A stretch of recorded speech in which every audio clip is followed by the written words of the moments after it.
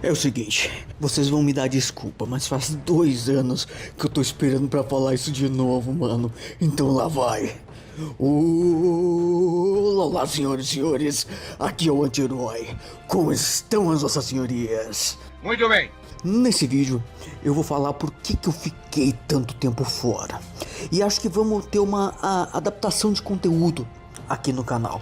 Mas então, há 2 anos o canal do anti-herói simplesmente parou.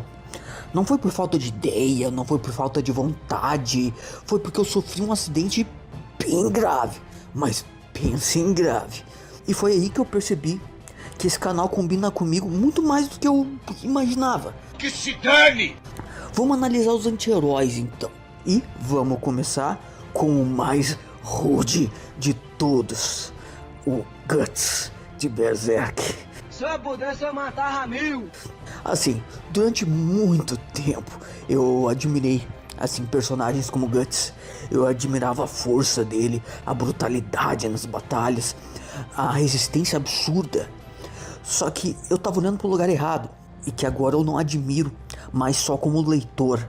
Agora eu entendo. Quando as pessoas pensam no Guts, geralmente pensam na espada gigantesca, nas batalhas brutais, no homem que derrota os monstros impossíveis. Mas essa não é a essência do personagem, tá ligado? E é aí que eu quero chegar. A essência do Guts não é força, é algo bem mais profundo. Guts é, antes de qualquer coisa, um sobrevivente.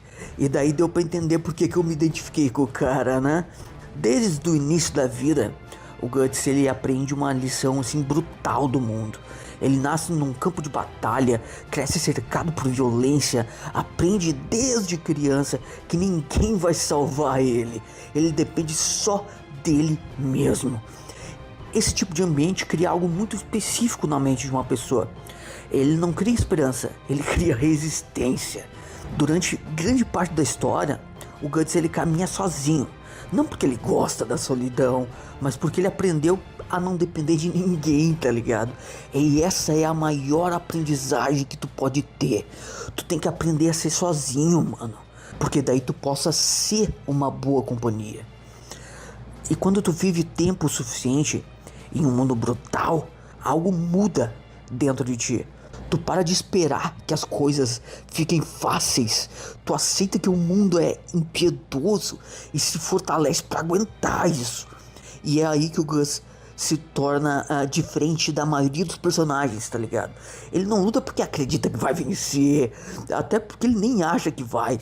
Ele luta porque parar simplesmente não é uma opção, tá ligado? Essa é uma mentalidade muito diferente do heroísmo clássico. O herói que luta pela justiça. O Guts luta por algo muito mais simples.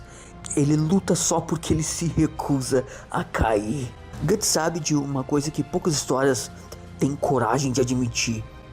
A luta ela nunca acaba.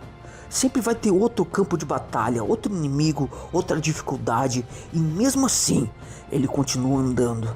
Mesmo que seja descalço pelo inferno, ele continua andando. Durante muito tempo eu admirei essa mentalidade do personagem. Eu achava que eu entendia o que aquilo significava. Mas a verdade é que algumas histórias a gente só entende de verdade quando a vida resolve usar a gente pra testar elas, né? Assim, durante muito tempo eu também admirei a mentalidade do Guts. A força, a resistência, a recusa em desistir. Eu achava que entendia o que aquilo significava. Então veio o acidente.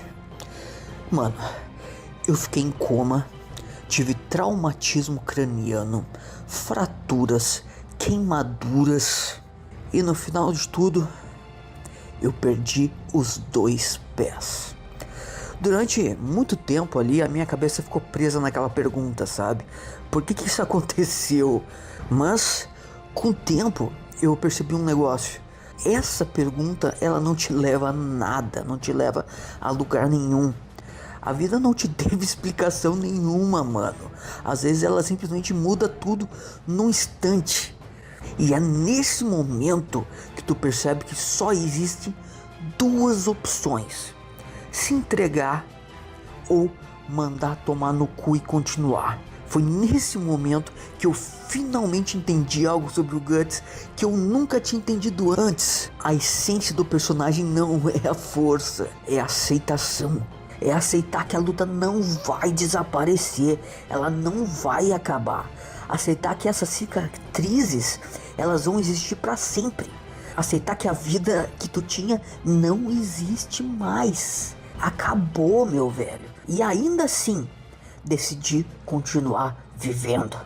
Não esperando que as coisas fiquem fáceis, não esperando que a luta termine, porque não vai terminar. Apenas continuando, porque no fundo é isso que define o Guts. Não a espada, não a batalha com os bichos das trevas, não a raiva, mas a decisão silenciosa, interna, de continuar andando. Mesmo com a vida que tu tinha, ela não existe mais e nunca mais vai voltar. E foi aí que eu percebi um negócio bem curioso. Talvez o Berserk nunca tenha sido sobre uma história sobre vingança, como a gente acha.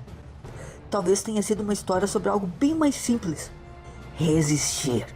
Tipo, muita gente acha que Berserk é isso. Uma história sobre vingança, sobre monstros, sobre batalhas impossíveis. Mas pra mim, ela é outra coisa. Ela é sobre pessoas que foram destruídas pela vida e mesmo assim continuam andando. O Guts não luta porque ele vai vencer. Ele sabe que nunca vai acabar. Ele luta porque parar simplesmente não é uma opção. E talvez seja por isso que tantas pessoas se conectam com esse personagem, porque no fundo todos nós carregamos algum tipo de marca, algum peso, uma cicatriz. E ainda assim, a gente continua. Não porque somos invencíveis, não porque a luta termina, mas porque a gente decidiu continuar vivendo. A luta nunca acaba. E tá tudo bem.